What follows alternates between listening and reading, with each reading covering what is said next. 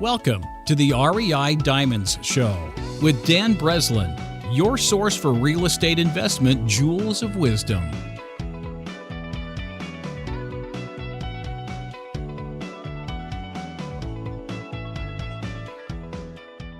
Welcome to the REI Diamond Show. I'm your host, Dan Breslin, and this is episode 159 on how to succeed in business without sacrificing your family, health, or life with David Finkel.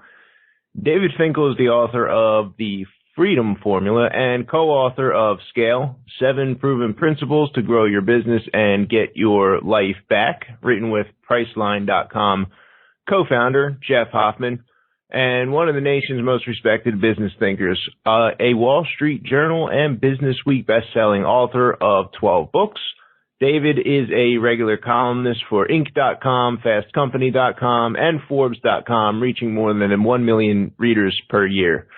Over the past 20 years, David and the Maui coaching and advisor team have scaled and sold over $62 billion of businesses. An ex-Olympic level athlete turned business multimillionaire, David and his wife, Heather, and their 3 sons live a simple life in Jackson Hole, Wyoming. As someone so instrumental in my early success as a real estate investor, David is a guest that I have been looking forward to having on the show for quite a while. David co-authored the book originally that I read, helping me do my first few deals as a real estate investor back in 2006. Since then, I've done well over 1,000 more, and David has shifted his focus from real estate investing to helping business owners scale their businesses, some to $1 billion or more. Shall we jump right in? All right. Welcome to the REI Diamond Show, Mr. David Finkel. How you doing today? I'm doing really well, Dan. Thank you for having me on. For sure. So I'm recording from Chicago. Most of my listeners know that. It's a beautiful day out here. Finally, early summer. Shutdown's just ending to kind of timestamp our episode in history. But whereabouts are you recording from? And maybe give us a little background, David, on how your real estate investing had turned into the multiple businesses along that line to ultimately what your main business is today. Absolutely. So I live in a small town called Jackson Hole, Wyoming. My wife and I moved out here with our young kids. I've got 2 kids that are 11 and 1 kid all sons who is 7, and it's just a really lovely place to raise a family. I started off real estate. Well, first of all, I started off in business, which my first company was about investing in real estate.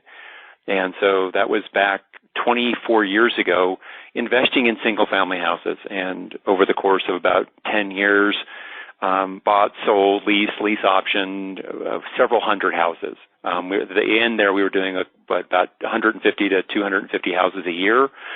And we also had a coaching business that taught people how to do that. I sold that in 2005. And I still invest in real estate to this day, apartment complexes, real estate-backed debt, commercial real estate. And then I run my main business right now is we work helping established business owners scale and grow their own companies. And we do that with our business coaching program, teaching people how to build a business, not just own a job. And that's what I've been doing now for about 15 years. All right, cool. So I have 2 David Finkel stories we're going to start off with here, which is cool because it's been life-changing for me, and some of my close business partners and things have known some of these stories here in the past. But so we'll start with the first one. That was I thought it was 2006 or 7 because I went to a real estate investing, get rich in real estate seminar, kind of I think it was Russ Whitney at the time. And sure. I don't know how, I think it was your office. Maybe it was after the company was sold, but I get a call out of the blue, the sales guy, and he's looking to sell me, coaching. At the time, it was kind of like me scratching the dirt, trying to get started. So I couldn't afford to take the plunge. But the salesperson's like, hey, I can send you a book. And I'm like, yeah, this kind of sounds like a scam. I don't know. And he talked it over. He sent me Making Big Money in Foreclosures Without the Use of Your Own Cash or Credit. Oh, my gosh. That's an old one. Okay. So that was 2007. It was probably a few years old at the time.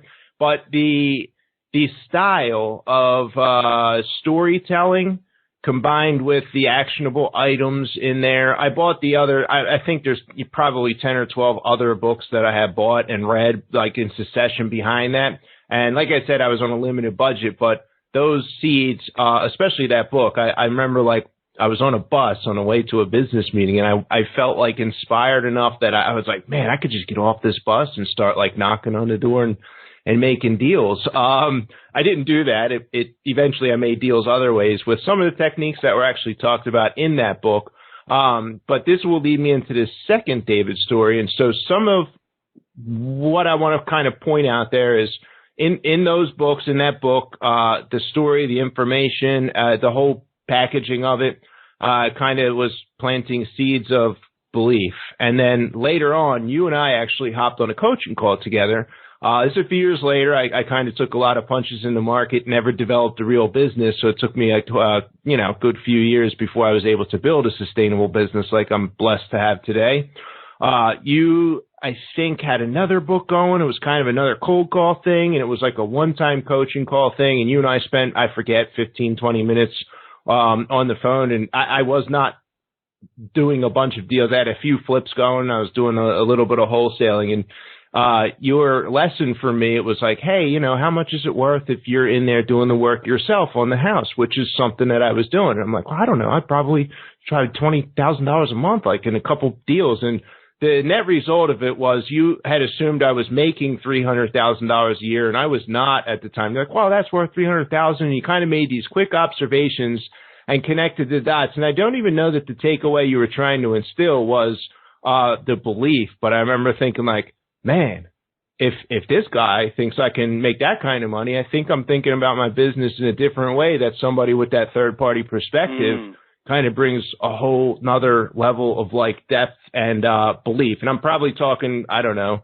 coaching 101 in the basics compared to the actual nuts and bolts of what happens with you and your clients. But I thought I'd set the stage with my own experience, with my limited, knowledge or David Finkel coaching experiences, just to kind of say that that you're the real deal and you're doing the businesses that you're doing. And a lot of what we're getting ready to talk about on this episode is battle-worn and very well thought through and tested strategies. And just kind of, before we get into the meat of all that, really kind of put the stamp on it, if that makes sense. Yeah, Dan, I really appreciate that. Two quick comments with that. So first of all, and listeners will hear this today, I've always been the person who wants to tell people not what to do, but the how to do the what to do, because I found that very frustrating for me. I'm a process person, and when I would read stuff that would tell me do X or Y, but it didn't tell me how to do that, I just got mad at that. And I'm a big reader myself. Number two, I think it's interesting, the coaching conversation, which I really appreciate you bringing up. I hadn't remembered that. But it's interesting to me whenever I'm talking to somebody, whether it be directly or as part of a live workshop or on the phone, what strikes me as interesting is how often there is a small glaring leverage point in somebody's business, whether that be in a business renting out single-family houses or doing fix and flips or a professional business of different sort, that they can't see themselves. They're so close to it. When you point it out to them and you do some rudimentary business math to show them what the value of fixing this, changing this, or doing this is, oftentimes it can just be revolutionary for them. And so hopefully we'll get to doing some of that today. Yeah, for sure. And so while we're on the mindset of what we're talking about here early, before we start talking nuts and bolts and the how-to processes, I remember a story, I think it was about you doing a 400-meter sprint, and you're like 80 seconds, and then I forget exactly how it went down. Maybe you could tell me the story with the breaking of the mental barriers there?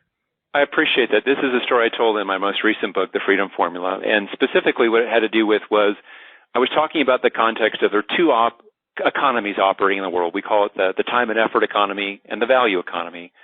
And our mental models of the world change how we behave. And I gave an example.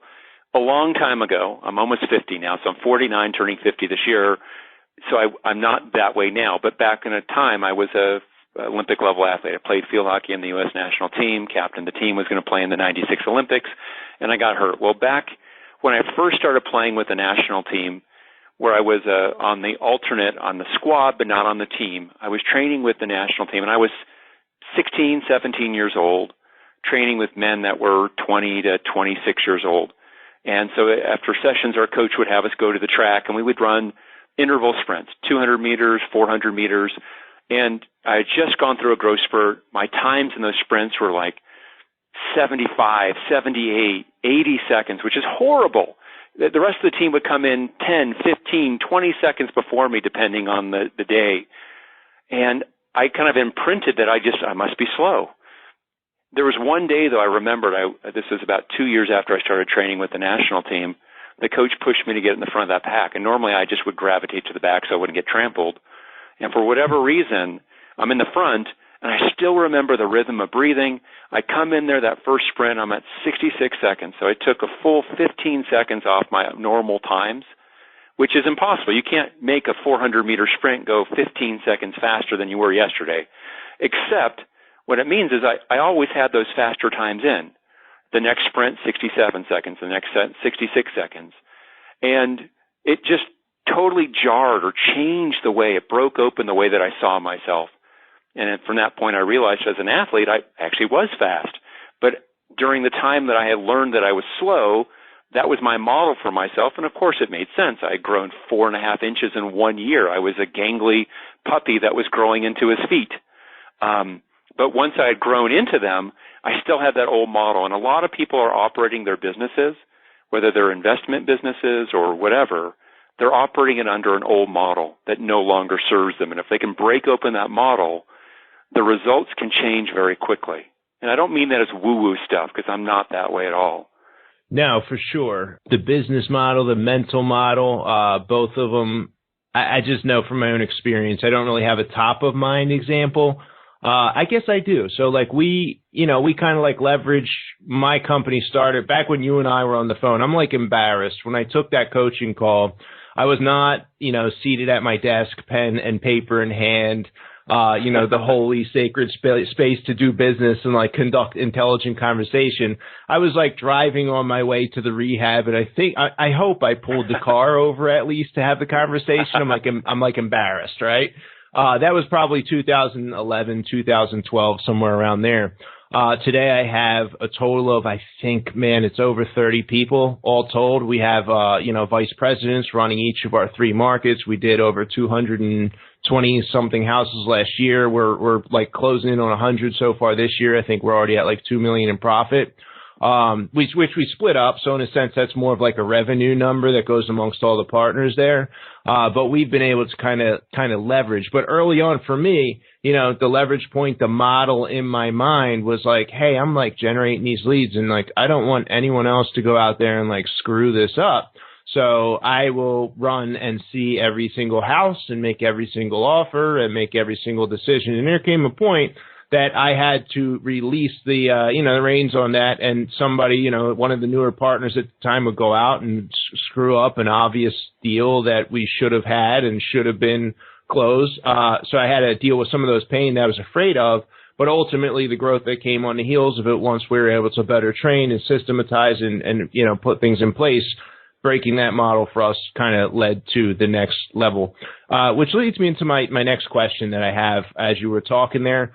And like the average real estate investor, David, they're buying, they're renovating, they're selling houses, or maybe they're doing, at least in my network and in my world here, or they're buying rental properties and doing refinances. And it's pretty much, it's a pretty steady, conventional. We're not doing too much, terms, lease option deals.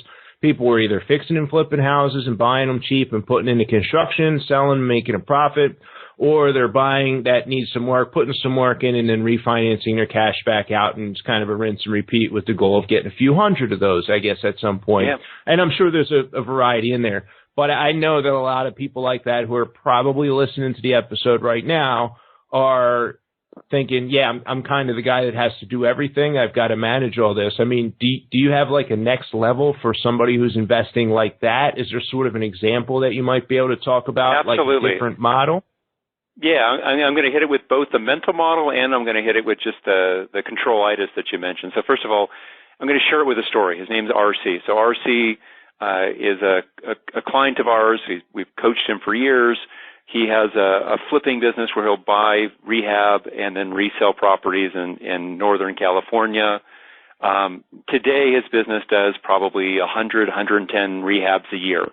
That wasn't always the case, but it's a substantial business. In his area, He's the big guy. He advertises on TV and other places, and he's got a great business. But I remember when we first started working together, a couple of things that were going on there. One was, this thing of control-itis, this inflammation of your control gland that causes you to stay trapped in the business. So he would work from 7 a.m. to pretty much 9 or 10 at night. He'd be at home with his wife, and at that time he had 2 kids. He's got 3 now. And his cell phone would go off, and he would have the ads that would run straight to his cell phone. All of his tenants had his cell phone number. All of his construction crews had his cell phone. Everyone had his cell phone. We called this the phone. His wife is the nicest person you'll ever meet, Dahlia, and he was just resigned, and she was resigned that this is the way it had to be. And I remember challenging him, and I said, look, you can't get rid of the phone today, but over the next 120 days, we can unpack this phone, and we can get rid of 90% of those phone calls. And he says, that sounds great, but you're full of it, David. There's no way. It's impossible. Business couldn't survive it. I said, well, can't survive it now. But so we went through a certain process. First of all, we said, okay, the tenant calls. Do you really need to be the one to receive the tenant calls? He had professional property management, but he just had trained his tenants to call him on his cell phone. It was ridiculous. And construction crews, he had a person who was at the time, I think it was 3 crews that he had. Now he's got 5. But he had a guy, his name was Joe, who was in charge of his construction crews. Why in the world would he even have the number? And so we talked about it, and we looked for, do we want to give your cell phone number to somebody else, or how do we want to do this? So we got rid of the crew calls, the construction calls from the rehabs. They went to Joe, and we got rid of the other. The hardest one for him to get rid of, he'd been trained that when that phone rang, similar to what you said, he heard dollar signs ring because he was so good on the negotiation by this point. And I looked at it with him. He had 3 people who were, in theory, supposed to be buyers for him, but he didn't give them the ability to take any of those leads. They could look at the auctions for him or the other places for him, but not that phone. And slowly we started to build the process and train one of his people to take over that phone for him. And I'll just fast forward to the end of the story. A year later, he took 7 weeks off during the summer, and his business did really well during that time away. It wasn't perfect, but it went well. The next summer, he took another 7 weeks off, and the business really ran incredibly well. We were even better situated. He trained his people. He brought in internal business systems for them to follow. He unpacked things. That's one piece of it. Here's the second piece where mindset also hurt him. When he first started doing deals, he had no track record. So when he needed money, he would find someone who would lend him the money by basically coming into the deal as a 50-50 partner. Well, when I met him, I said, RC, his name's RC, why in the world are you still doing deals on a 50-50 split? You now have done hundreds of these. You have a track record, but you're still operating on that old model, kind of like I was. I was operating on the model I was slow. I could only do a 75, 78-second sprint. I said, now this is wrong. And so we looked at some conventional sources of financing on a blanket mortgage that he picked up some money that way. We looked at his money sources of how he could renegotiate or find new people who come in and at a 25 to 25% stake to a 33% stake versus 50%. And just by changing that model to update it to where he was, he made an extra $500,000 of profit by reducing his cost of capital. And again, a lot of times the world, we still interact with the world under this old model of, well, gosh, I have to give away half for the money person. Well, I did when I was originally doing it when they had more risk, but now I'm a machine. They would be more than happy to accept a 25% of the deal. Or I can find a conventional lender who will lend against some other security and some equity that I now have in other properties, and I can keep that money working myself, and my cost of capital might be at a blended rate of somewhere between 8 or 10% cost of capital versus, a quarter to half of the deal. So those are some examples from that part of it that we need to keep updating how we see our business and our place in that business world, because it changes a lot. And whether it be how we feel about controlling the business, because truthfully, he never controlled the business. The business owned him. He didn't own the business. Today, it's very different. He owns the business. He's in control of it in a way that he never was before. How long was that progression that you just described, David? Yeah, so the easy one, like I said, we call it low-hanging fruit. We always look for these low-hanging fruit. The easy one was his cost of capital. It was just obvious. So, he can't see it for himself because he's too close to it. He's scared. But from the outside looking in as a coaching team, it was just obvious. So we went back and we just looked at it and said, well, who are you borrowing money from? And he listed off these different people, what rates he was giving them, what percentage of the deals, how much money they had that they were keeping him working with. We looked at what his equity position was. And so we helped him get the blanket mortgage. That was an obvious one. We helped him go and say, well, look, with this blanket mortgage, you don't need all your private lenders, your private money partners. You probably need about a third of them. So this is a no-brainer. All you have to do is go to your people who were taking half the deal and say, look, hey, I can't work with you anymore because I have other people who are willing to do it for 25% stake or a third stake in the deal. But I really liked working with you. You're a good person. And I felt I had to give you the opportunity to be with me under these new terms first and he did this, and he got plenty of money. That was easy. That was less than, about 3 months, 90 days. The other one took more time. And so where we started is we started looking at what internal systems did he already have. And it turned out that most of the systems they had were just in people's heads. They weren't actually written out. So there's a process, we call it the UBS process, by which you create your business system.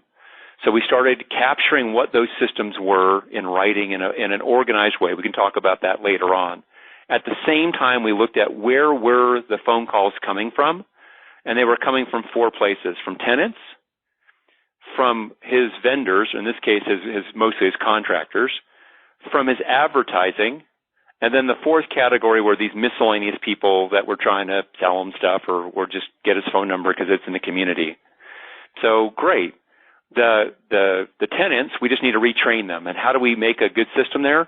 We don't give them the number ever again. I mean, I actually suggested to him that he just goes and declares a phone number bankrupt, which is buy a brand new cell phone, get a new number, keep the old number, but have it go somewhere else, right? But he didn't want to do that. I guess there was some sentimentality there.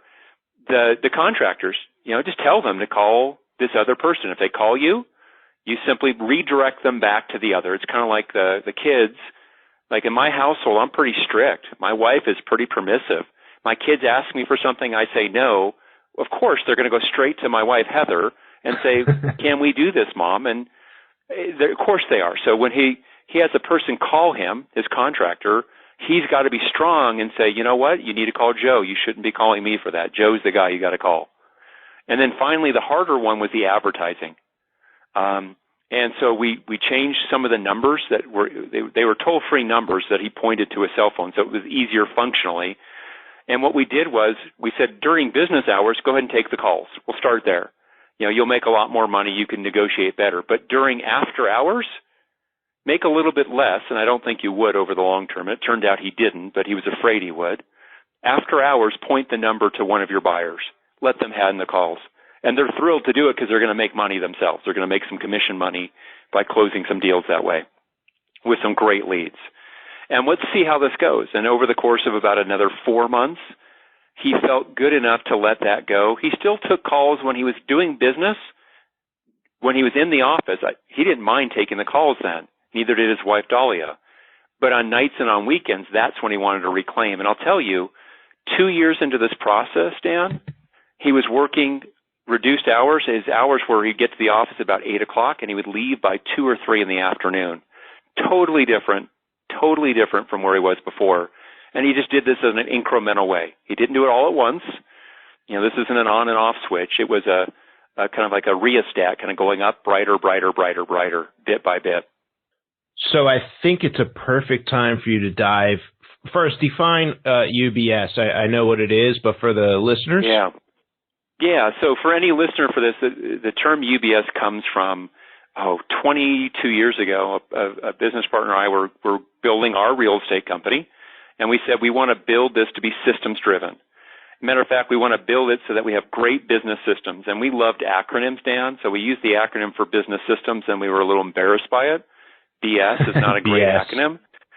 So we added the word ultimate in front of it, and that's where we got UBS. And so the UBS stands for, it's a structured way of where you store, access, create, refine, and when need be, delete systems. And so the way this works is I think to myself in my business, okay, this is a collection of cloud-based file folders that I'm going to have on Dropbox or on Google, or we use a service called Ignite.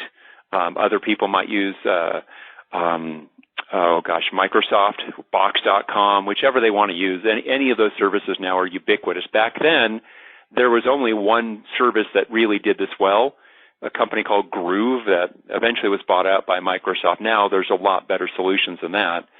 But we create this hierarchy. For example, folder 1.0 will be for sales and marketing, my lead generation for new deals. Folder 2.0 will be about the negotiation and closing of deals, the underwriting of the deals, the due diligence. 3.0 will be on the financing or funding of deals. 4.0 will be about the ongoing property maintenance and management. So I create folders this way for my real estate business. And then I pick one folder to start with. Let's say I want to work on my property management over time folder, the folder that says the ongoing operation of my properties. Great. I load it with whatever systems I currently have. I go and see on everyone's separate hard drives on their computers. I go and say, what do you have on your computer that you're using to run your part of our property management side? And some people have a checklist for move in and move out. Somebody else says, well, I have this script I've been using when somebody calls me about an apartment or calls me about renting a house. Someone else says, I have a really good document I have that has all the SKU numbers for the paint and for the fixtures that we use in a unit so that our people can standardize that. So we put it all in one place. Then we look at it and we just ask the question, if I could only build one system this quarter in the next 90 days, what one system would be most valuable for our business in this area of the company to build? Or we ask it the opposite way, Dan. We say, which one system costs us the most not to have? And I build that. And it starts off slow because there might be just one or two people kind of doing this work. But eventually, you're going to get different people doing the work, and it happens very fast. And I'll give an example for it. We work with these two guys their names are Charlie and Jack. They're based out of Florida. And they started off buying houses, from houses to duplexes and triplexes, and from there, small apartment complexes.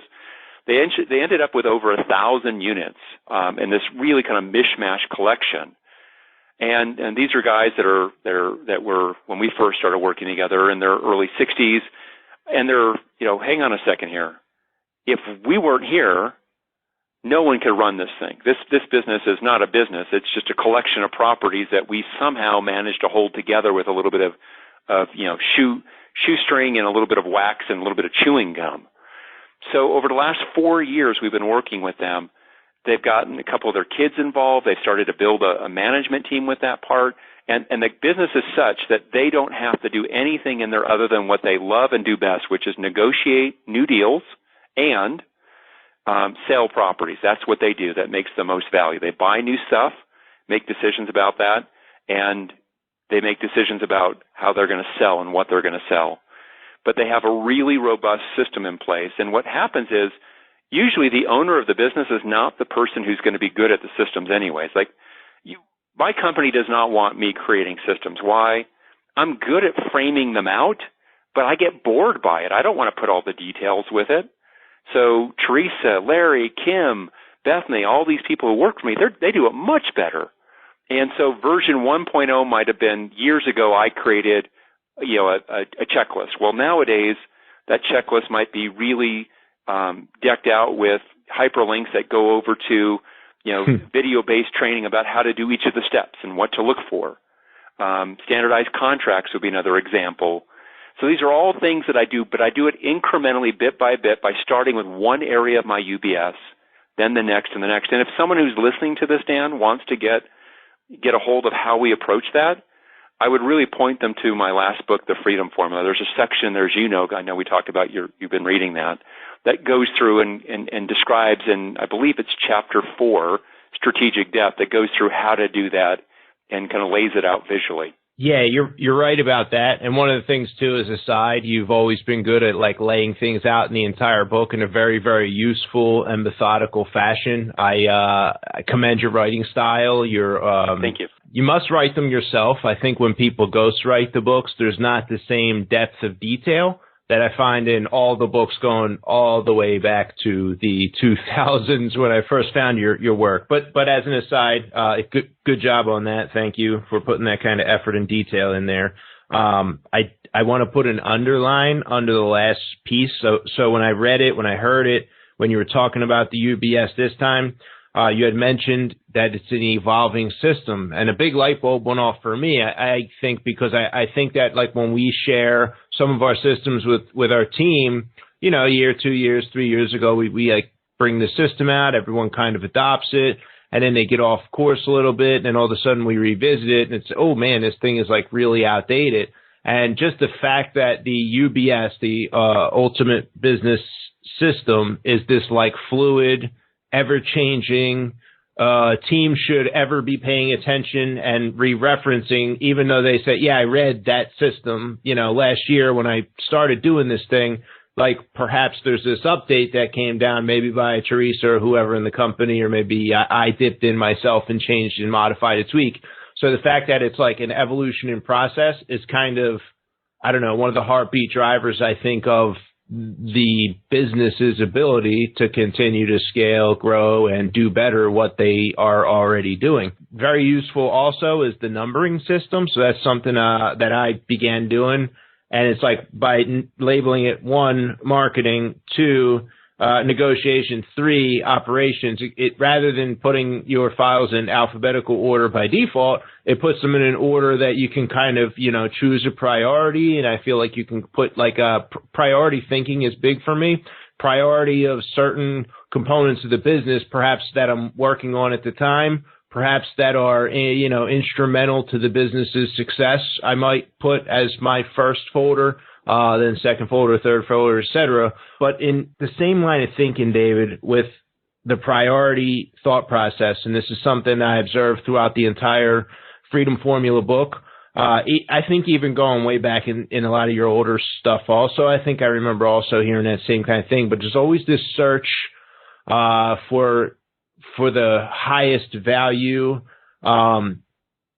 skill, time investment, operation, way of doing things. There's always like the search for the higher value, the prioritization, kind of the 80-20 rule, but I think you have a more eloquent and deeper way of sort of discussing that. Do you want to elaborate on that thought process and how that works? Yeah, absolutely. So, I mean, most people have distinctions around time, as you and I know, Dan, which is it a work day or is it a weekend? That's most people's distinction around time. And some other people, especially if they come from a professional background, might think about billable versus non-billable time, or others might think about this 80-20 rule, this Pareto's principle, saying that, 20% of what I do gives me 80% of the return, and 80% of what I do gives me 20%. And if we play with that distinction, we can actually get that rule to be really taken to its most productive extreme. So if this 80% mass of what I do, I'll call it D time, creates very little value, just 20% of the result. And 20% of what I do is this leveraged 20% gives me 80% of the value. Think about that. That's 1/4 less, creating 4 times more. That's 16 times more valuable. Every hour of C time is 16 times more valuable than an hour of D time. And that's great. But if that's true, let's take that and apply that formula again. 20% of that 20% says, we call this B time, this magic 4% sweet spot that generates 64% or 80% of the 80%, which is 64% of the output. And if the people would just bear with me for one more math moment, if we take that A time, which is 20% of that 20% of the 20%, and say that gives me 80% of the 80% of the 80%, what it works out to be is that 1%, that magic 1%, gives me half the result. And I like to think about that rather than an 80-20 rule. I like to think about it as the 1 to 50 rule, which is that 1 hour of time that gives me half the result that I might get in that period. I mean, it's amazing. It might be the phone call that gets me a deal this month that's huge, or it might be sitting down at a meal with a prospective money partner and, like RC did, renegotiating from a half split to a 25% profit split.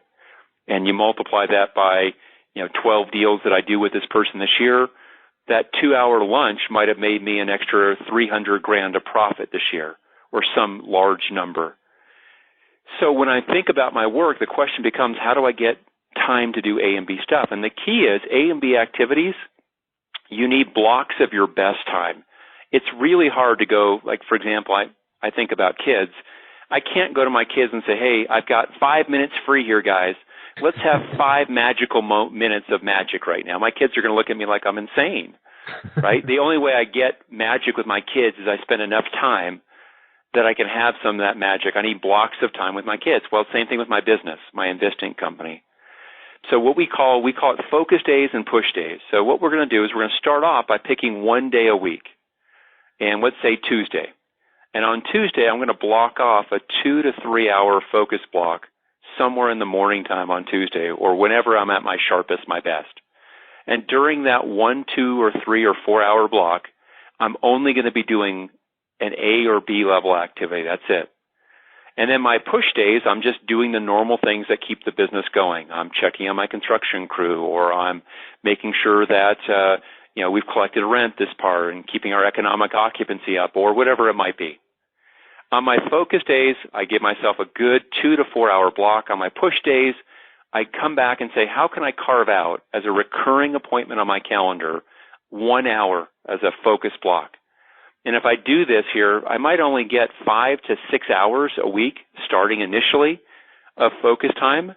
But if I do that, and I'm really good about picking 1 or 2 things to do using that time for, working on a new deal finding system, working on a new template for the contracts that we're using for our purchase contract, working on our UBS, working to train somebody to handle leads coming in as a buyer leads or sales leads for properties we're going to buy.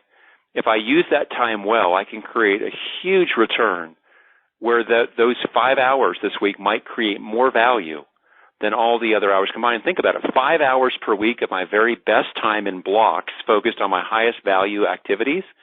That's an extra 5.5 weeks per year, assuming a 48-week year. That's huge. I'm going to get 5.5 extra weeks of working weeks of 40 hours to do my very best activities. That's how you can grow a company without having to work nights and weekends and while you, quote, are on vacation, close quote. Gotta love those vacations. That's right. What questions, and let's widen the scope on this question here, David, to include any clients whatsoever that happen to come across your desk, your team's desk, etc.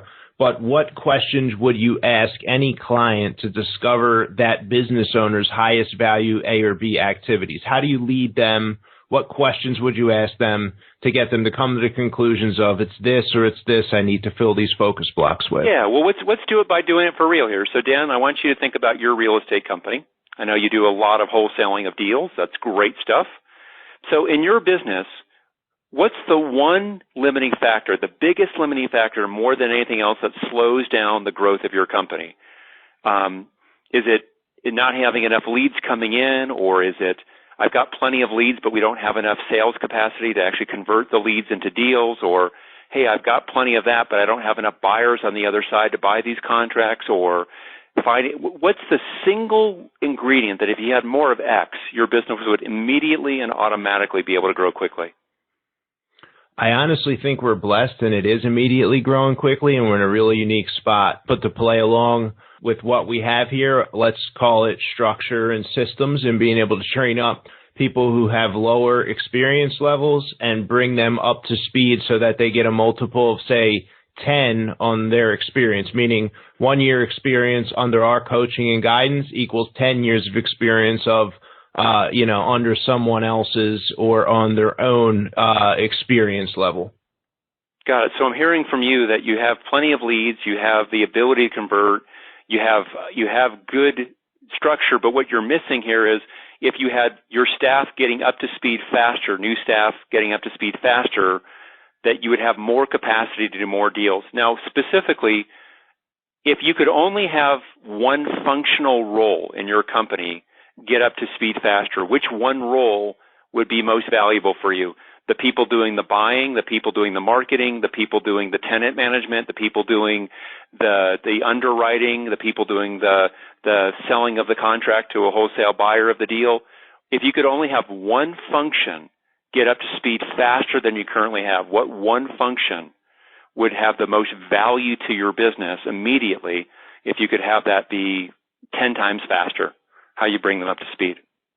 Yeah, ours is the buyer, and that is the experience, and we are putting in place the systems to bring that up already, so it's a continuous work in process. It's kind of like the evolutionary UBS for us.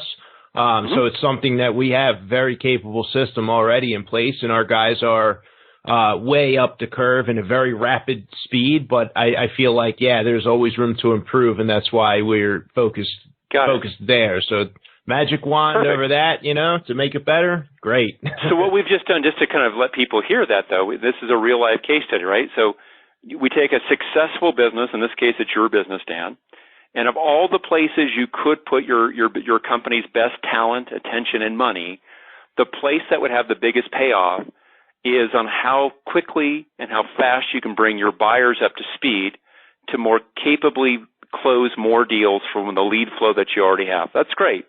With that, now what we do is we call it a sweet spot analysis.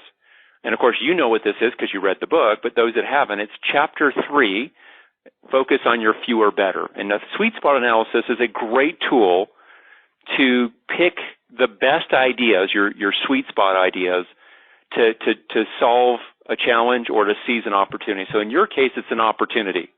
If we can bring your buyers up to speed even faster, a new buyer up to speed, where it might take, in the past it took you 2 years, if I can bring them up to speed in 6 to 8 months that they're productive or something like that, how valuable would that be? So what I do is I brainstorm with my team all the ideas we have to bring our buyers up to speed even faster.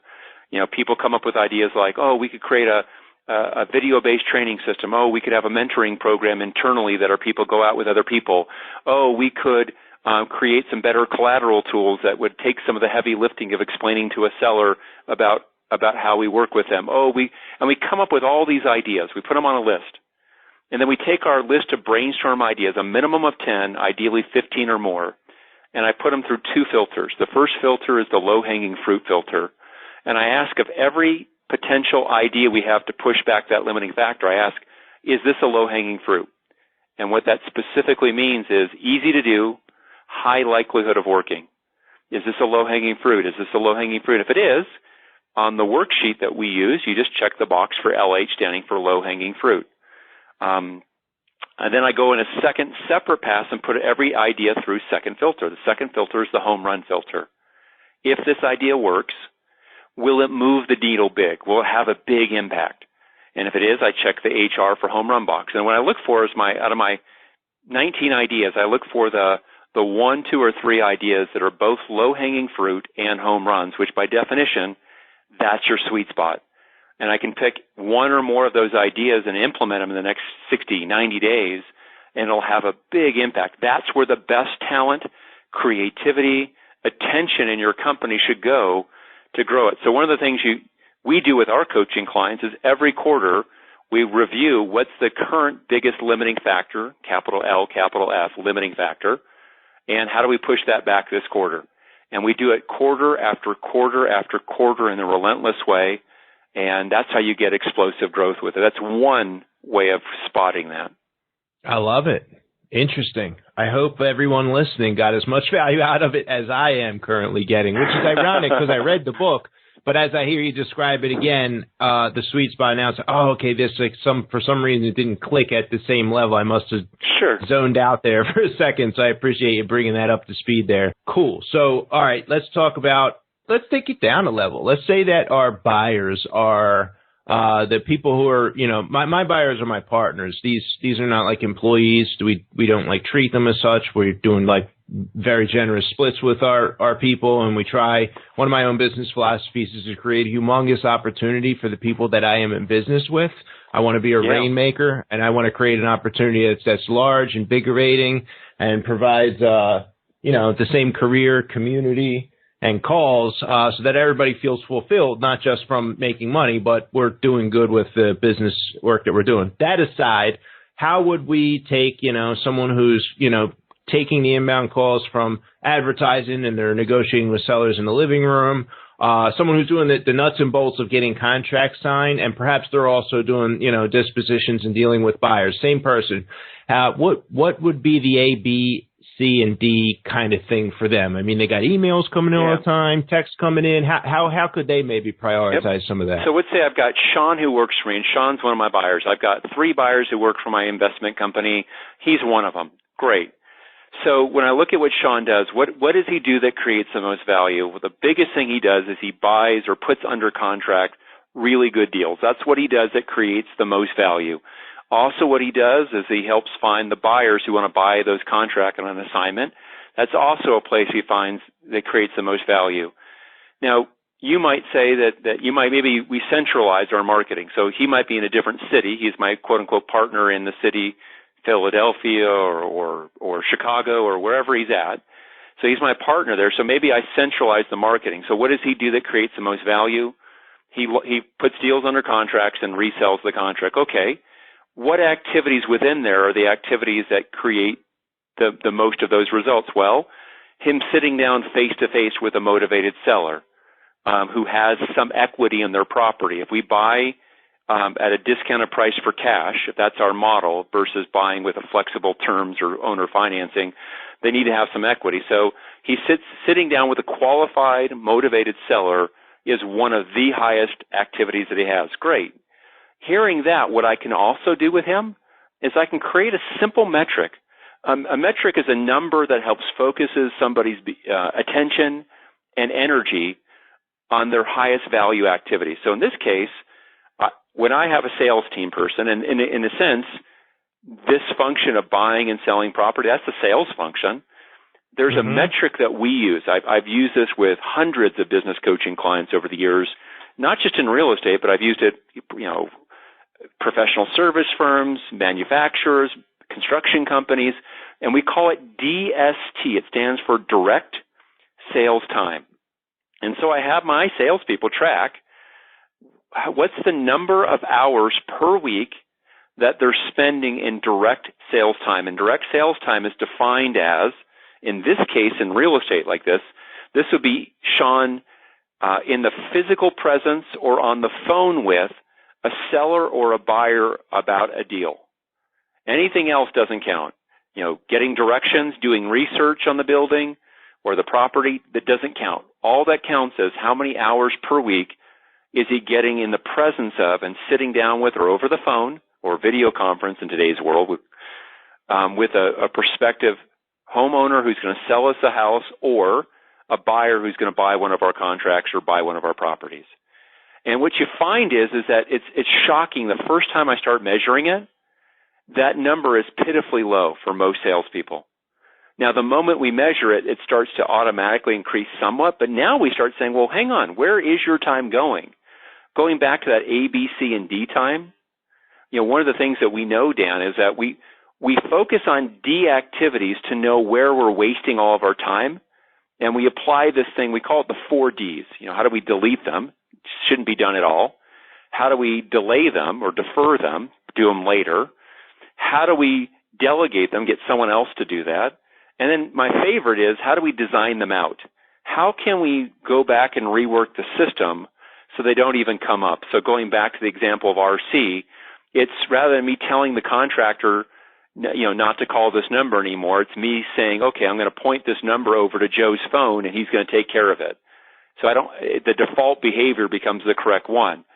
So if I can identify what is the things that I do that create the most value, and what are the activities that lead to those results, that's what I want to focus my people on. And if it's a buyer, direct sales time is a great metric to focus them in on that. Another one could be, what's the number of deals in the pipeline, or what's the number of motivated sellers or qualified buyers that I'm meeting with this week. But I like direct sales time. To me, too many people avoid the behavior of actually meeting with the other party, and that's a good metric to have. What tool or tracking mechanism? Is it like grab a notebook, or is there like an app? I mean, you're tracking actual time, and it's on the salesperson to start the stopwatch, as it were, right? Yeah. So I've had that. There is. So I've had clients who have substantial businesses that create app-based ways of doing it. And there are now tools where you can easily do that on an app-based way. However, I'm old school, and I know that to shift behavior, if I can self-do this as I go, it's going to help influence my behavior as a staff member. So I have them just keep a simple index card that they mark on it, and at the end of the day, they turn their number in.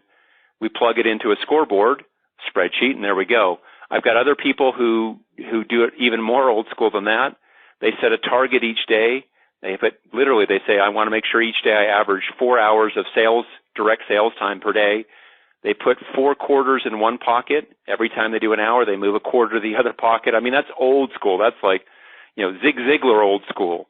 But it works. And then I've got other people who are, I've got clients who are in their 30s, and what they do is they literally just, use Trello or some other app that has some flexibility, and they build an app for it, or they take a spreadsheet and turn that into, with some of the overlay app-based services, they turn it into an actual web-based app or a phone-based app. It doesn't matter. As long as I self-score and as long as it's getting looked at daily, that's what matters. Attention has to go there, and it needs to be my attention since I'm the one doing the role, and it needs to be my manager looking at it since he or she is the one that I look to for feedback on the performance of how I'm doing. In your experience, specifically in the real estate framework, David, a salesperson like Sean, what would be like an ideal number of hours? What would be like burnout number of hours, and what would be like an unacceptable number of hours if he were reporting to you and you were the manager? Yeah, so if I have Sean and he's not spending at least 1/5 of his time in direct sales activity, then we're going to have a different conversation. And I have a tool for that I'll come back to in a moment from the Freedom Formula book. I think most are going to be probably somewhere at about 30, 40%. If I can get them to 50% or greater, that's phenomenal. So a minimum of 1/5, 20%. There's no way you're going to ever get Sean to be more on average over a long enough window. He's never going to be more than 50% utilized in direct sales activity. It's just not possible. So if I can get them anywhere from 30 to 40% or higher, I'm doing great. Remember, I might have a week that I have 6 appointments that just take huge amount of time. And then I have another week where I have only 2 deals I'm looking at. Well, it should even out that if I can keep somewhere between 30 and 40% or higher of my time as direct sales time in that role, you're doing great. And here's the comment I have about the tool. So this comes from the second half of the Freedom Formula. And the first half talks about, well, first of all, the book, just for someone listening to this, it's about how do you succeed in business without sacrificing your family, your health, or your life. That's what we wrote it for. And the first half says, how do you operationalize personally working smarter, not harder? What do you do with your time? How do you leverage an assistant? What do you focus on? How do you build strategic depth so you have some backup so you don't end up having to scramble when you lose a key person? The second half of the book says, how do I get my team to work smarter, the actual practical steps. So there's a tool in the second half. We call it can't do, won't do, don't know how. So if Sean's at 10% utilization in terms of direct sales time, and I talk with him, I have to ask the question, is that he can't do more, he won't do more, or he doesn't know how? If it's he can't do it, he's in the wrong role. Maybe he should be on my leasing side of my company or in my on my money-raising side, or maybe he should be on my administrative side, or maybe he shouldn't work for me at all. If it's he won't do, I have a direct heart-to-heart and have what I call an adult conversation with Sean. Sean, the current performance is not going to work for me. It does not work. I'm expecting in this role that you're a minimum of 20% utilized or more so that you generate this result. Here's how you know you're doing a great job. Can you do that? Because if you can't, we have a very different conversation to have, Sean. So it's very direct. He knows he's either going to have to do that or he's gone. I don't finesse that.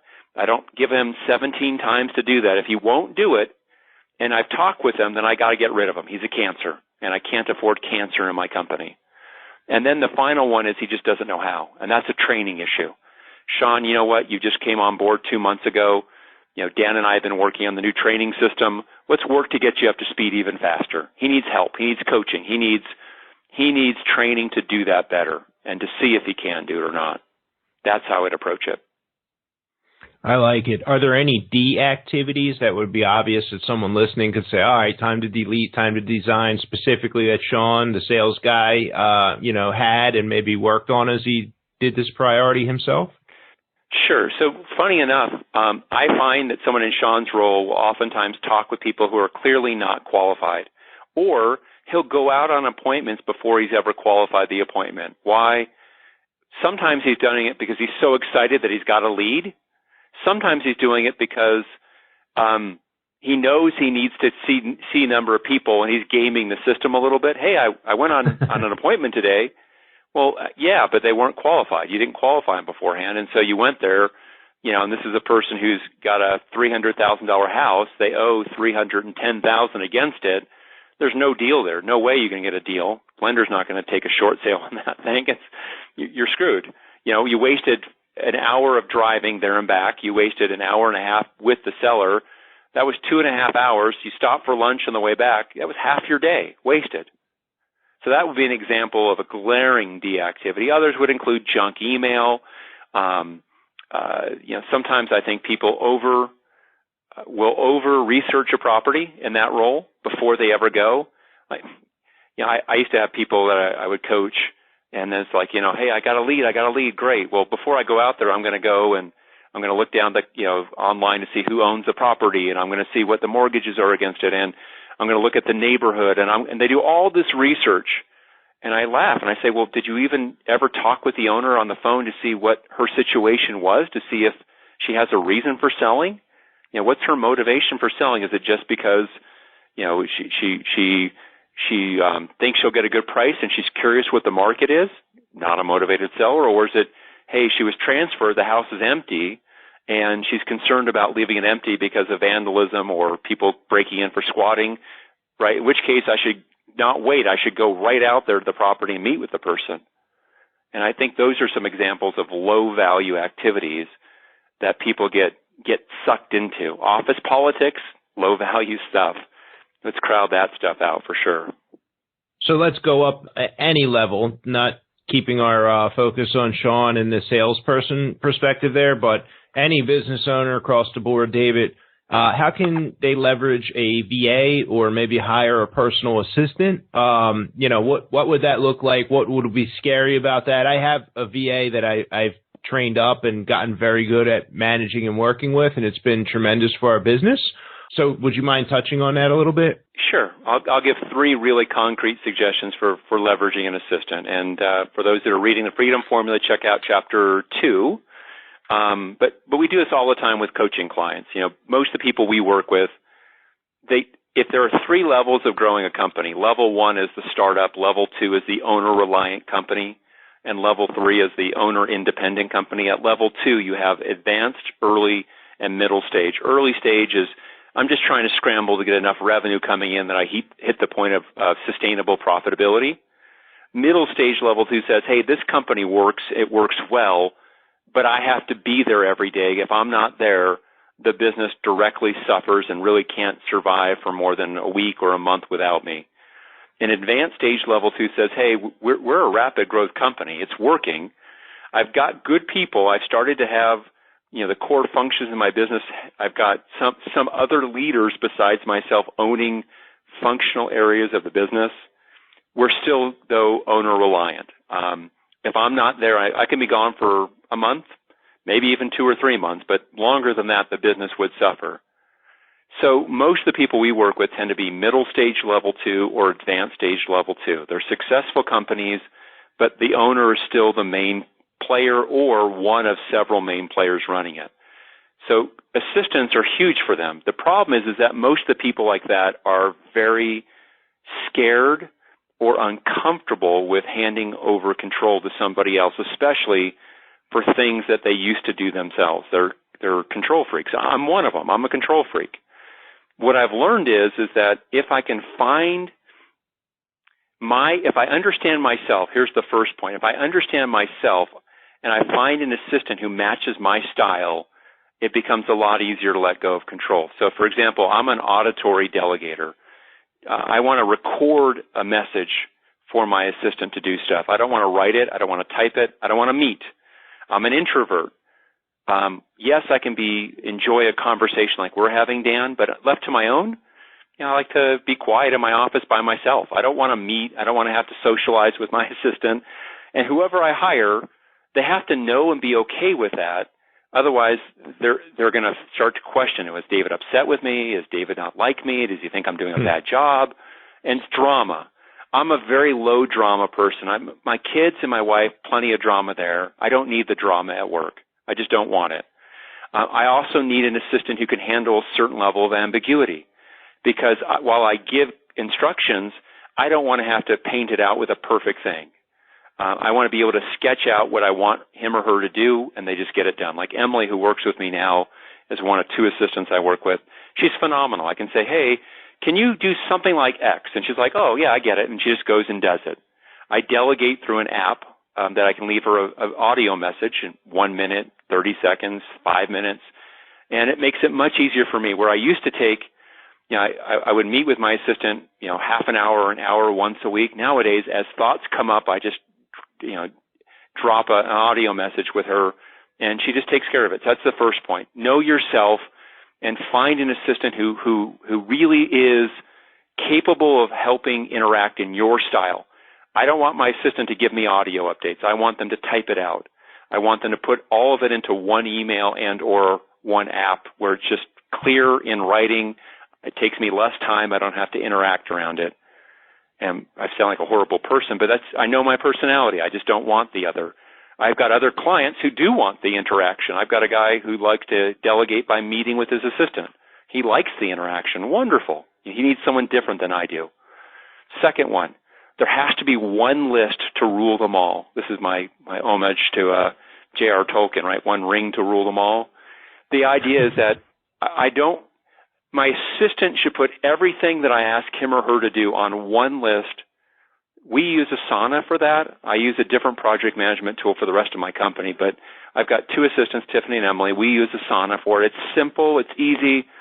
So if I want to see a status on how they did, all I have to do is look at my feed in Asana. It's called an inbox in that particular app, and lo and behold, it's right there. As long as I see it on that list, I know they're going to get it done. And when I don't see something I've handed off on that list, now I need to train and say, hey, I don't see it on there. I'm uncomfortable. Can you please make sure it's there? As long as it's on the list, we know it's going to have a very high chance of getting done. And the key is I've seen too many people who, what they'll do, Dan, is they'll put it on the list for their assistant. I'm like, well, hang on a second. Are you their assistant or are they your assistant? They should be writing it on the list, not you, right?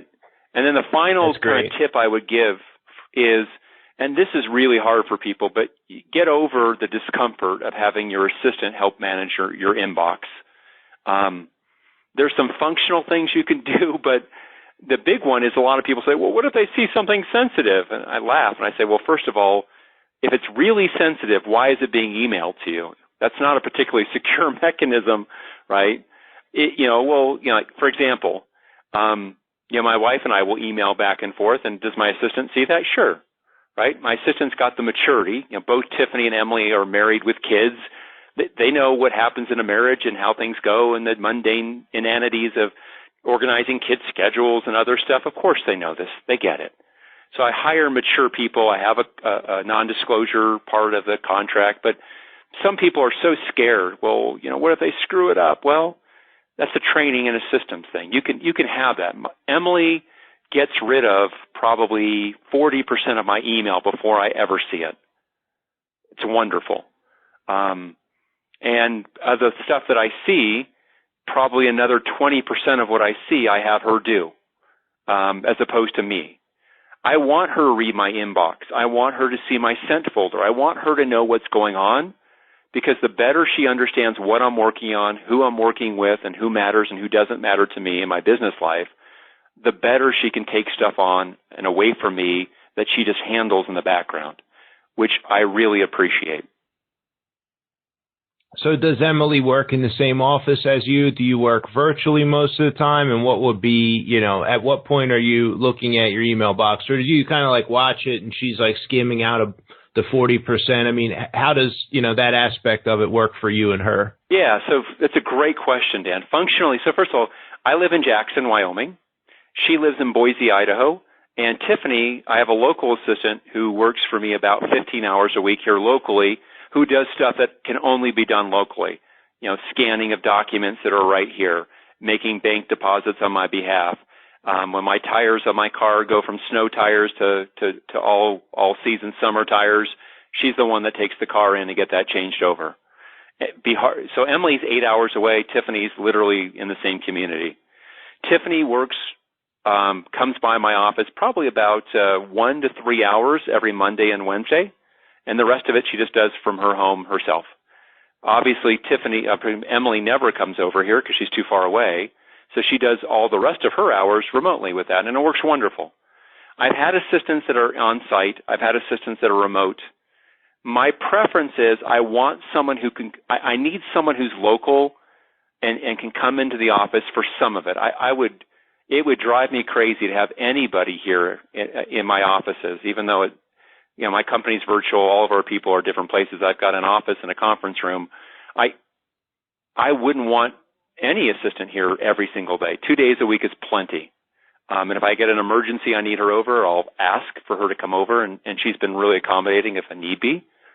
And then on the other side, the way it works with Emily is she's in my inbox before I get to it. Now, here's the thing. Most people start their day, Dan, the first thing they do is go straight to their inbox, which is the biggest waste of time. And we talk about the value economy versus the time and effort economy. If the first thing I do is go into my inbox, I am working in the time and effort economy. If I want to create value, the first hour of the day, I shouldn't be in my inbox. That's the worst place to be. So she'll do a pass of it. I usually will check my inbox later that morning. She's usually done it first. And we create a folder called Assistant Handled. It's a subfolder of my inbox. And so everything that she's done that I would just, or she thinks I don't need to really even see, she puts there. And I can do a quick scan and go through just the subject line and the sender. I can go through 100 emails in about 2 minutes to spot the 2 or 3 emails that I still think I needed to have looked at. She's already done most everything with it, but I just do one quick double check, once, twice a week on that stuff. On the inbox, we use what we call Quick Steps. It's a function that Microsoft has on its Office Outlook program. It's great. And so I set up a quick step for categorizing and moving certain things so that when I look at email, I have a quick step that says Assistant Due. And if I click on that with an email, it puts it in a category, Assistant Due. It changes the color of it, and it puts it in an action folder so she knows I want her to handle that. If I see something in the Assistant Handled folder that I thought she shouldn't have put there because it would be an important enough person that it should stay in my inbox where I can see it faster, I put a quick step that says Assistant Leave an Inbox. If it's something that I have for an appointment coming up, she knows to put it in my calendar already as the memo. Like, for example, for this interview, Dan, if I open up that appointment, all the emails that your team and her have exchanged, it's in the appointment memo. So if I did need to see that, it's right there. She's filed it right there. But if I see it first and I want it out of my inbox, I'll click on Assistant Add to Appointment. And she knows that it not only is categorized that way, but it takes it out of my inbox to that action folder. And she knows to put it there to the calendar part. So it just keeps it away from me. It keeps my inbox more manageable. So those are some examples. And then I want her at the beginning of the day and the end of the day to circle back through it. And then during the day, depending what she's working on, she can come back in a couple more times. But I really just want her there at least at the beginning of the day before I get there and at the end of the day so that if I put stuff in that action folder, she knows that she needs to do something with it and will do it before the close of the day. Interesting. And I think you have another priority system on the email that I am ambitiously hoping to bring to my team delicately and get them to adopt. The 1, 2, 3 method. I'm glad you bring that up. Again, Chapter 2 of the Freedom Formula. And look, the biggest information overload we have most likely for 9 out of 10 people is email. So anything I can do that makes it faster, easier, less energy and attention intensive to do email, the better. So since most email is internally generated, I would say that probably if I look at the average person, half their email is from people inside their company or from a vendor of their company that they do a lot of business with.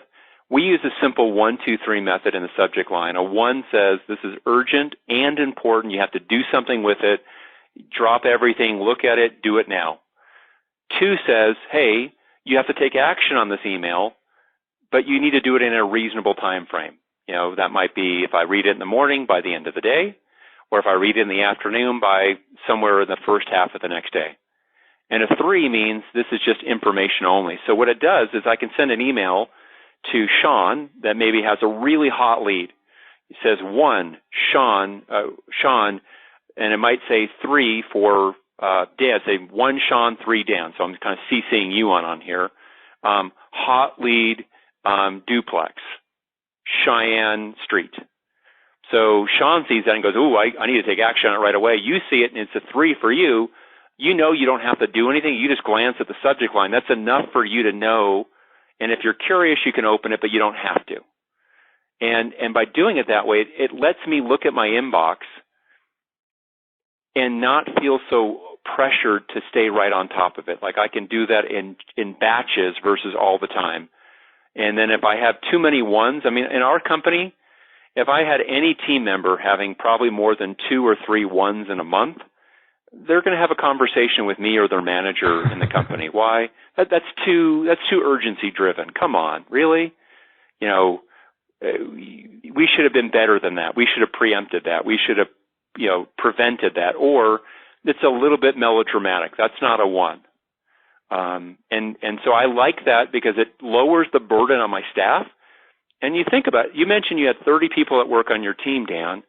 Well, the cost of those 30 people is expensive. If this can save people 5% of their time times 30 people, you've just had an extraordinary, you've got the benefit of an extra full person of savings. That's extraordinary when you compound that through all the people in your company. And this goes right along with the same high value thinking, the prioritizing of things, the sifting of the wheat from the chaff that's continuously going on with your whole mindset through the books there.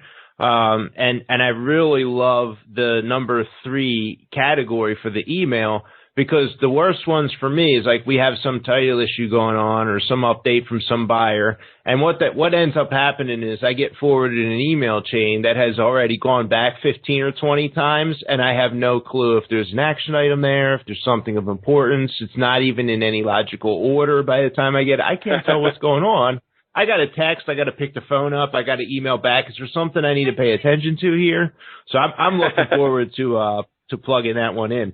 So what, David, would be your highest value skill set personally? What are your A and B times look like now? Yeah.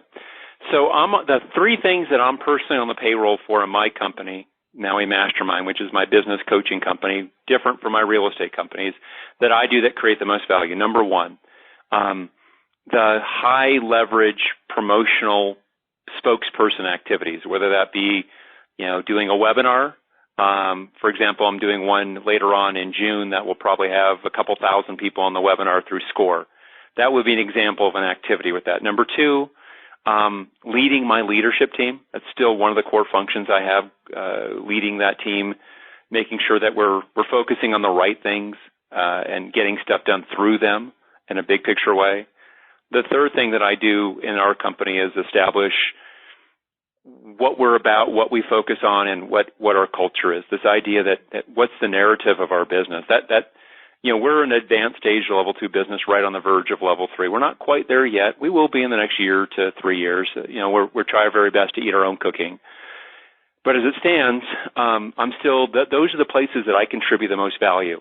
My B activities include also creating core content themes and tools that our coaching staff can use again and again and again. That would be an example of a B-level activity. Coaching my leadership team for development would be an example of a B-level activity for me. The biweekly executive team leadership meetings that I run, that would be an example of a B-level activity in my company.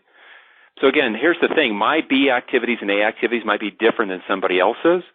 And if what I have as an A activity today is still an A activity 3 years from now, I've failed. I need to keep growing. I need to keep climbing that value ladder. What's an A activity for me this year, I would hope I could push down to a B activity next year.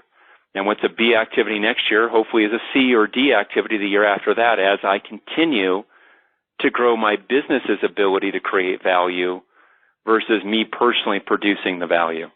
What is the definition? Remind me of level 3. Is fully autonomous, or what, can be sold completely? Yeah. What would be like? It's an owner-independent company. It's a business that really can thrive and run without the owner. And that sounds lofty, but here's what it would look like.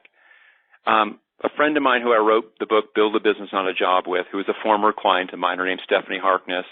In her business, she could literally go away for her company for 2 or 3 months and come back, and the business would not just be okay, it would actually be better than it was when she left it. She still worked in the company because she loved it, but it was a choice. It wasn't an obligation or a necessity. She had leaders in all the key pillars.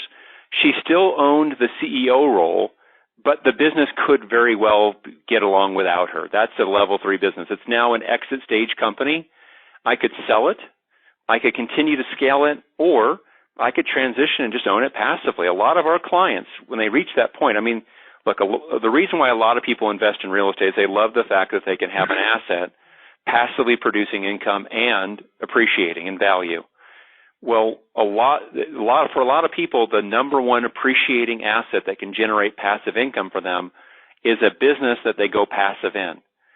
I can generate more cash flow per dollar of equity from a business outside of a real estate company than I ever could with a real estate company. I can generate 20, 30% or more cash return on equity in cash from a business. I can't do that from real estate very easily. That's not realistic. Now, I still like real estate. I still invest in real estate. I'm a big believer in it, but it serves a different function. So an exit stage company can allow me to go passive, to sell it, or to just continue to grow it, depending what I want to do. How do you view your real estate investment business and activities these days, knowing that I assume right now I'm taking an assumption that the coaching business is the 20, 30%, and you got a much greater ROI on time, you leverage and things of that nature. So what function does the real estate side play for you? So I'm going to make it a mission here. I find real estate fairly boring today. After doing it all these years, I don't really find it very intellectually stimulating. So I don't really. That's not where I want my growth energy to go. However, from a financial standpoint, it's a great place for a portion of my net worth, and I'm good at it, and so I'll do it. Generally today, I do it passively. I'm either a money partner in someone else's deal, or I still have some legacy stuff that I have professional management in place for stuff that I actively was participant in the buying of it. My kids are young. Now, what will I feel like when my kids are in their late teens, early 20s? Then they don't want to be around me as much. Well, I'm hoping my kids will want to buy some properties with me. I'd love to do some houses with my kids as a teaching mechanism and just to spend time. They're a little young for that now. So I think of myself, here's the analogy I used in the Freedom Formula, which was this idea of an astronaut. An astronaut has a certain amount of consumables, of oxygen, of fuel. And so for me, I set that I'm going to make sure that I work no more than 40 hours per week, and I'm going to take a minimum of 10 weeks of vacation every year. That, for me, is my consumables. And so I've got 40 hours to work with, and I've got 42 work weeks at max to work with. How am I going to invest that across all my businesses and financial activities? For me, the majority, 85, 90% of my business life goes toward the active business coaching company that I'm growing. The ROI is there. It's intellectually very stimulating and rewarding, creative. And then probably about 5 to 8% of my energy goes to my real estate that I do passively, and then the balance goes to things like taxes and estate planning and all that other kind of junk. I don't really enjoy it, but I know that I need to do it. Well said, well said. The running of a virtual assistant for me, hosting this podcast show, writing a book personally on wholesaling years ago, all of that helped me to, I think I want to say, kind of level up my own thinking. It makes me pay attention to different nuance, different detail. I hear a story on Mastery, and it would talk about, I forget who it was, maybe Leonardo da Vinci, and he would like hang out there and he would look at just these little pieces of the way that these flowers would grow, and I might have the artist wrong. But later on, I think it was Da Vinci, and he would be out there for like as a young man and probably a teenager, maybe even younger than that. And he would just like observe them for hours and hours on end and like see so much more depth and things that are there that a lot of other people have not. And I feel like my own personal journey has been almost taking an artist perspective to my business, right? Our house flipping machine, our business, everything we do, the way we think about it, we bring that all together. And I feel like being the author and having to become better at thinking through and choosing my words and figuring out how people are going to receive this has been a big driver in what we've been able to create so far. Do you find a similar, I mean, you talk about the intellectual stimulation, but, you know, having written your thoughts in so many books over the years, and I'm sure so many business plans and things of that nature, I mean, do you think some of that has come into play and been kind of a strength for you over the years, or just happened? No, I mean, I would agree with you. I think that probably one of the things that I'm really good at is I see simple structure in complex situations. And whenever I look at something, I see how would I prioritize and how would I sequence it. I'm really good at that. And partly because my brain doesn't like complexity. My brain has to simplify for me to feel comfortable and to use stuff. I can get overwhelmed too easily. And that's been really good in a business setting. In terms of the books or the other things that I write, I find for me that once that it's a great place for me now to kind of codify or organize my thinking. And then I've always had a value in my business, as we call it, we eat our own cooking, that now there's an advantage, right? Now, someone once said, David, what's your biggest strength for building your company? And I said, well, you know, doing what we coach our clients to do. If we can follow what we coach our clients to do, that's the best practice. You know, for example, 3 of my leadership team members have internal Maui coaches. Why? Because it works. We follow our own quarterly process, our own weekly process. And, I would tell anyone it's an aspirational goal. We're not perfect at it, nor will we ever be, but we're better this quarter than we were last quarter. And next quarter will be better still. So I'd like to think, and I think this is a kind of a good point to kind of, I won't say conclude on, but wrap up into, which is this idea that I feel strongly that anyone listening to this is going to have certain strengths in their investing.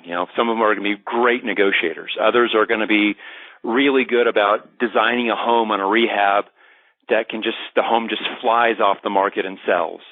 Others are going to be really good on the analytic side or the financing side. Whatever your strength is, here's something I'm going to say it's really counterintuitive, that if you plan on growing bigger than just a small mom and pop, that one of the things you might consider is how can you leverage yourself in the area that's a strength for you by getting somebody else in there with you. Like the first place is obviously to leverage the places you're horrible at or the places you struggle with. If I'm a great deal finder, but I'm not good administratively or operationally, I need that person. But assuming I have that and I've got that, the place for me to grow next after that is counterintuitive. It's actually finding somebody else to duplicate me in my area of strength. And I'll tell you, Dan, that's one of the hardest things for someone to do, yet it's easy to do. What it means is for example, I'm really good at teaching, training, doing that kind of work. That's a great strength of mine. For me to know who else is really good at it and to make sure that they're good at it, I can do that much easier than in an area of the business that I'm not good. So once I've got somebody or a grouping of people that cover my weaknesses, the next place I look for is somebody to duplicate my area of strength so that I don't get stuck operationally doing the thing I'm good at, but might not be the highest use of my time, simply because I'm the only one who's good at it. That's the next place for growth. Makes sense. Yeah, solid. 3 more questions, and then we'll do the plugs. That work? That works, and I'm sorry, I know I answer things in detail, which is a strength and a weakness. It's magnificent. This has been a great episode so far. I really appreciate you doing this with me. So the first is not necessarily business related specifically, but I always like to, mention or ask kind of behind the scenes to see if you have any personal habits, routines, lifestyle choices that maybe are helpful and additional to kind of your success. So one of the things that you've already kind of mentioned is that you limit the number of hours and you're very diligent about how you're going to invest those hours to get a certain return. So are there things happening outside of those hours that you feel contribute to you bringing your best self to your business? Sure. I mean, the straightforward one is exercise. As I'm approaching 50 in the next several months, I want to make sure, 6 days a week or 7 days a week I'm exercising. Here's a strange one in terms of the behavior that's going to probably mean the most to people listening to this from a financial standpoint. If you're married, stay married. And I know that seems trite to say that. Some of my closest friends have had divorces.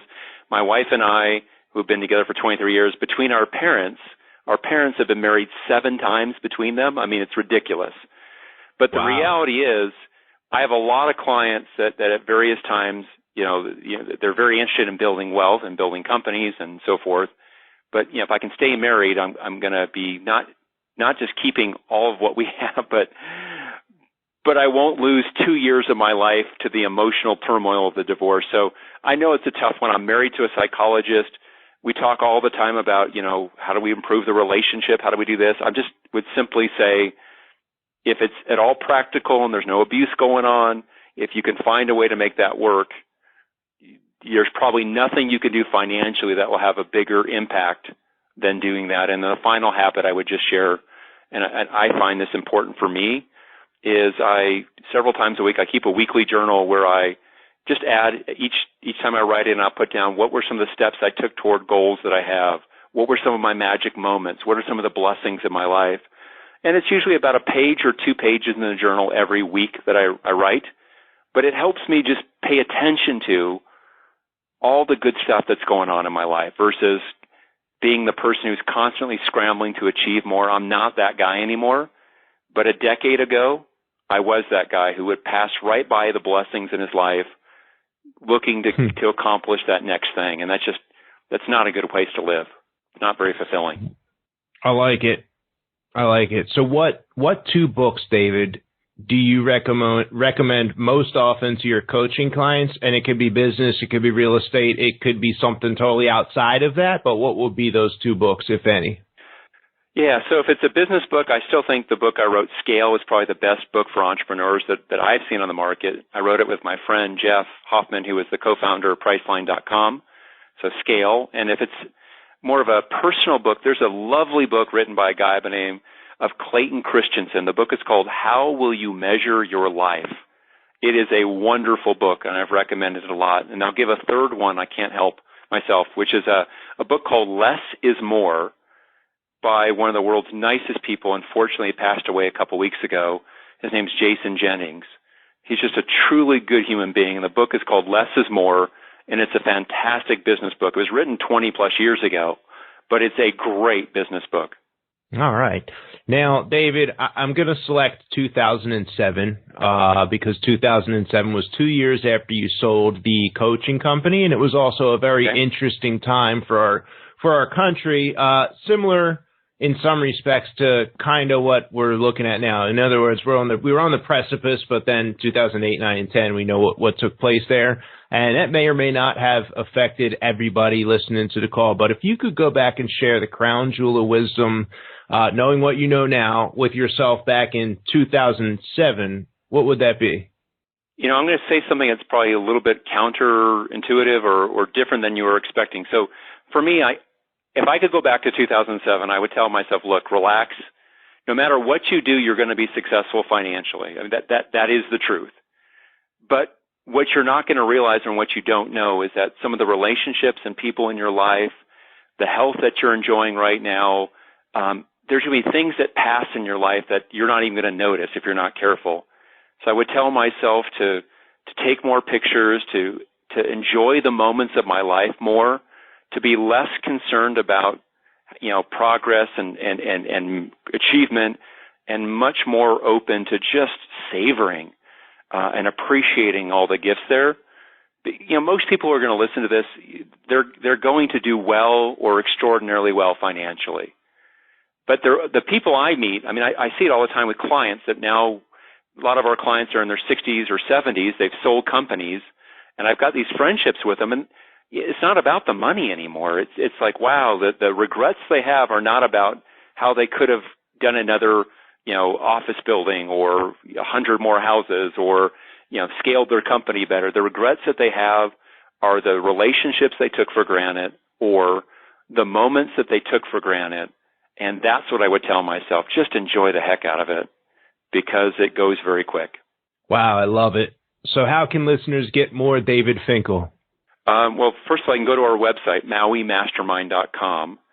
So MauiMastermind.com, MauiMastermind.com. And there are two resources I would point them to that are a given. So first of all, they can get a copy of Build a Business, Not a Job for free. If they want the hardcover sent to them, they're going to pay shipping and handling. If they want the Kindle or the PDF version, they can just download it off our site.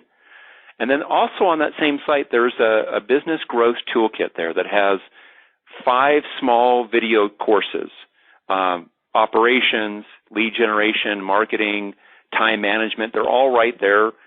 We've always believed that the best way to kind of work with somebody is to give them a real taste of what we do, and then the right people tend to kind of bubble with the surface.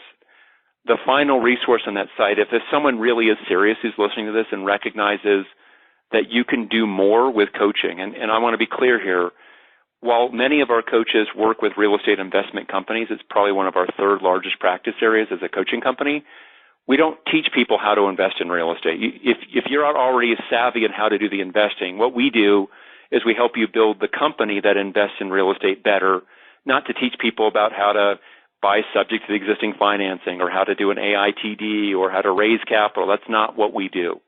We help people to build the business that does that so that you can have more time freedom and more scalability. But if that's something someone's serious about, Dan, on MauiMastermind.com, there is a place there that they can actually pick a time with one of our coaching staff to do a free coaching session for an hour and a half. And depending on that conversation, it gives them the chance to experience what it's like to work with us, gives us a chance to see what it's like to work with you, and then both of us can make a good decision if it's a fit after doing that. So there's some free resources and one that would lead to, if someone did want to have a relationship with a paid coach, that's another option for them as well. Is there some exercise or some maybe one-page document or questions? Is there anything that a listener should do to get prepared for that free coaching call, like I didn't do when I shared my story? Yeah. So we've gotten better on the systems in the last 12 years now. So when they do schedule their time on that, we will actually send them a short mini audit. I believe it's 10 or 12 questions that will get them to make sure they have all the right information at hand. And we do recommend doing that while you're not driving. But, I'm not going to go back and give you a hassle about that, Dan, although I laughed when you said that, because right there on the web form today it says, try not to be in a car. We don't want to cause an accident for somebody, heaven forbid. I'm sure I was like merging lanes with the phone up to the ear. Like, I'm sure it was not a good situation at all. Cause of accident, not texting, no. Coaching while driving. Oh, no, that's a no-no.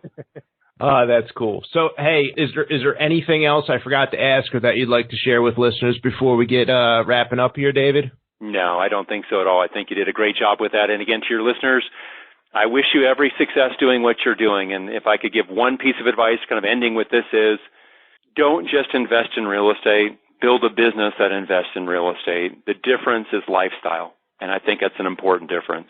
All right. Well said. Well, hey, thank you again for coming on the show, David. It has been a pleasure. I have pages and pages of notes here, a lot of takeaways, and I really appreciate you blocking out the time here and sharing with us. I hope we were A or B time, but I really appreciate you giving so generously with all of these takeaways. Thank you, David. You're welcome, Dan. And thank you for tuning in to this episode of the REI Diamond Show. Are you interested in early notification of future episode releases? You can subscribe on YouTube or through podcasting apps such as iTunes, Stitcher, and Google Podcasts, among others. Just search REI Diamonds and click subscribe. You can also sign up to receive the weekly new episode notification email at reidiamonds.com, as well as check out the money-making, idea-packed episodes in the archive. That site, again, is www.reidiamonds.com. So my main business, Dan Breslin here, my main business is buying and selling houses. 223 bought and sold in 2019, and 107 bought and sold so far in 2020. We currently have 96 deals in the inventory, either under construction, for sale, or sold and awaiting closing. I share that because there are three ways that you and I can do business. Number one, if you buy houses in Atlanta, Chicago, or the Philadelphia regions, which also includes New Jersey and Delaware, go to dealswithroi, as in return on investment.com. That's www.dealswithroi.com. And sign up for the correct buyers list. There are 5 in total, and those are separated by region. Number 2, if you are an accredited investor and you would like to fund a deal or even many deals, go to fundrehabdeals.com and sign up to receive private mortgage investment opportunity emails. Those would be passive investments on deals that I am managing and running through my team through Diamond Equity Investments. Again, the website is www.fundrehabdeals.com. And third, if you have a deal, preferably a fix and flip, but I will buy turnkey single family and turnkey multi-family deals in either Atlanta, Chicago, or the Philadelphia tri-state region, please send me an email with the details. You should have my email if you've gotten the email with this episode, or you can sign up at reidiamonds.com and just reply to that email or add me to your buyers list. So up next on the show, we have XP3 Talent System founder Mike Matalone joining us here to do a deep dive on how to hire, train, and retain A players. This episode is pertinent for me for a few reasons, one of which being the growth of my company, Diamond Equity, over the years, is a direct result of my luck in attracting and maintaining partnerships with the A players who make up our business. This business would not exist if it were not for my team, our team here. The second reason Mike's appearance is right on time for me is that Diamond Equity is actually looking for a few more A players to round out the Southeastern Regional team, which includes the Atlanta, Georgia, and Jacksonville, Florida metro markets. So send me an email if you know of anyone looking for a rewarding career in real estate actually doing deals. Anyway, if you plan on scaling a business anytime in the future, you'll be wise to grab a pen and catch that next episode, and of course a pad to take notes.